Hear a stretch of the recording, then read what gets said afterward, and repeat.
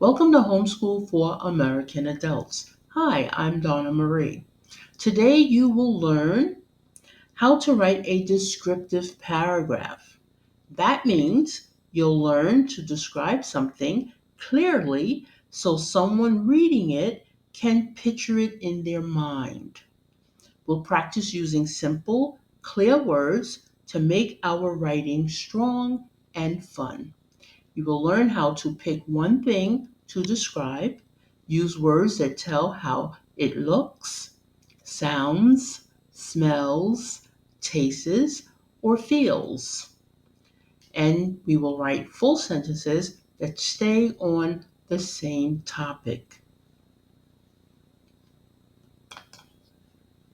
What is a descriptive paragraph?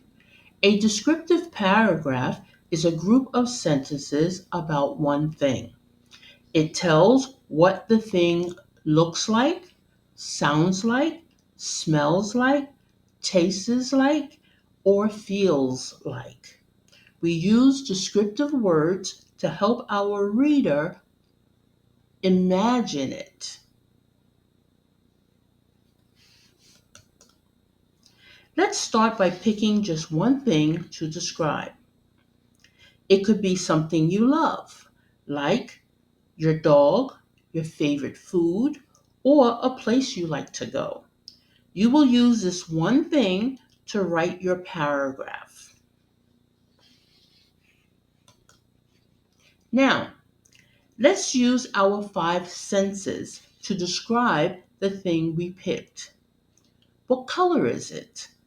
Is it loud or quiet? Is it soft or hard? Try to think about how it smells, tastes, and feels. Ask yourself, what does it look like? What does it sound like? What does it smell like? What does it taste like? Or what does it feel like? Describing words help paint a picture with words. These words tell the size, color, shape, and feeling of something. Let's look at a few examples. We can say that the apple is red. Its shape is round, it looks shiny, and it feels smooth. When we describe something, we use adjectives to tell the size, color, shape, feeling, and so on. Here is one of the steps to writing a descriptive paragraph. Step 1, topic sentence.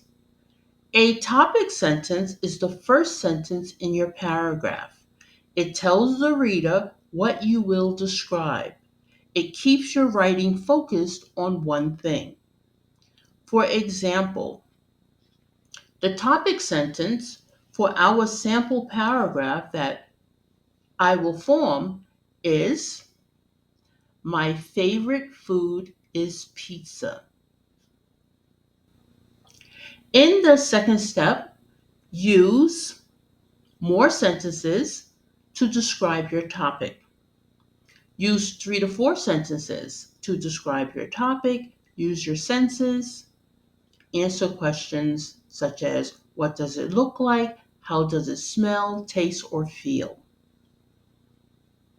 Examples are, it has melted cheese and red sauce. The crust is crispy. It smells so good. It tastes cheesy and hot.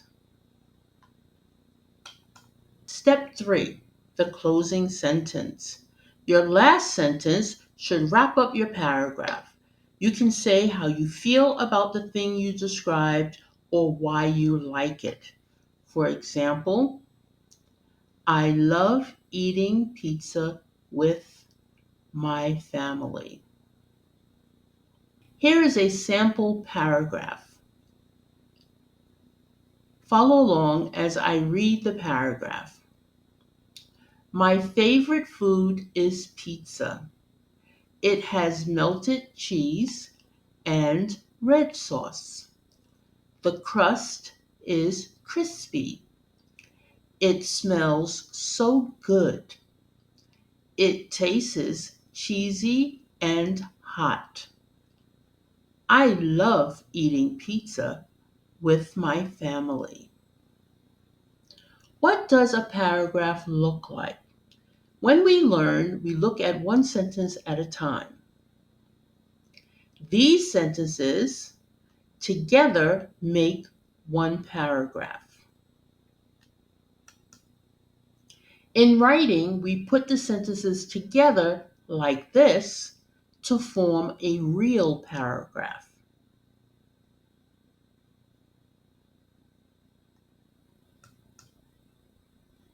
Now it's your turn. Pick one thing you really like. It can be a food, a pet, or a place.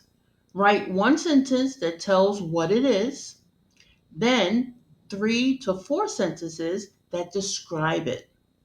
End with a sentence that tells how you feel about it.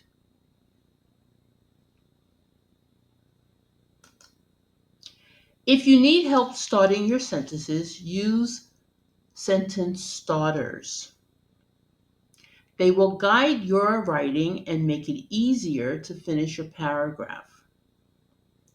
I will read the sentence starters. My favorite fill in the blank is fill in the blank. It looks fill in the blank. It smells fill in the blank.